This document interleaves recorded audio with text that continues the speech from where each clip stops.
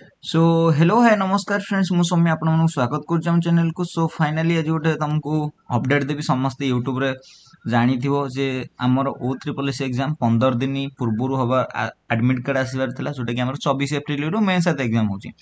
सो गोटे अलग YouTube channel मानकर मु सकाळे वीडियो देखुथली जे कहउछन जे एग्जाम होबनी ये होबनी सेटा किछि नुहे।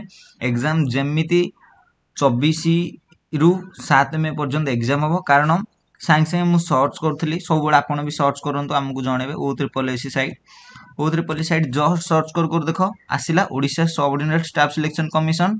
वर्तमान कौन अच्छी साइट देख ये साइट देख कौन अच्छी सर्भर एरर इन एप्लिकेशन माने तांकर किछि अपलोड होउची जोटा कि सेथि सर्भर एरर रखिसंती से माने। सो बहुत सारा डाटा अपलोड करछन से माने वर्तमान चली। सो एतिकी तमे जानो जे आसीबो हरी आज संध्या सुधा 95% चार्ज आसबार आ 5% जदि काली छाड़िबे केनतो एडमिट कार्ड आसीबे कारण साइट स्लो हैला माने अपलोड करथबे पब्लिश करना पब्लिश कले समस्त पाखु आसीबरी। सो टेंशन नियनी जो इलेक्शन पई परीक्षा हबनी केते बेला खुशी रे बुलचो सेमती किछि नै। 13 दिन मात्र एग्जाम रहला गणी गणी 13 दिन टाकू भल से यूटिलाइज कर दियो गोटे पोस्ट पक्का बुझिलो।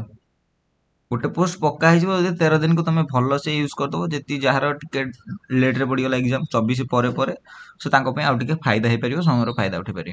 तो देख ओ ट्रिपल एस साइट पुणी थे तुमको कहूँ ओ ट्रिपल एस साइट देख स्लो अच्छी माने तुम एडमिट कार्ड आज अपलोड होची एडमिट कार्ड आज अपलोड होगी तुम तमें पाइज संध्या सुधा ना जदि काली मॉर्निंग रू पाइज कारण ओ ट्रिपल एस साइट अपलोड टिके जानते ओडिशा गवर्नमेंट साइट टिके स्लो चलुची सब स्लो ही चलता है। सो मन रख एग्जाम हम कन्फर्म जोटा कि तुम हबार थिला से पढ़ापढ़ी कर किए जे ना एग्जाम हेनी ये हेनी से एग्जाम हम।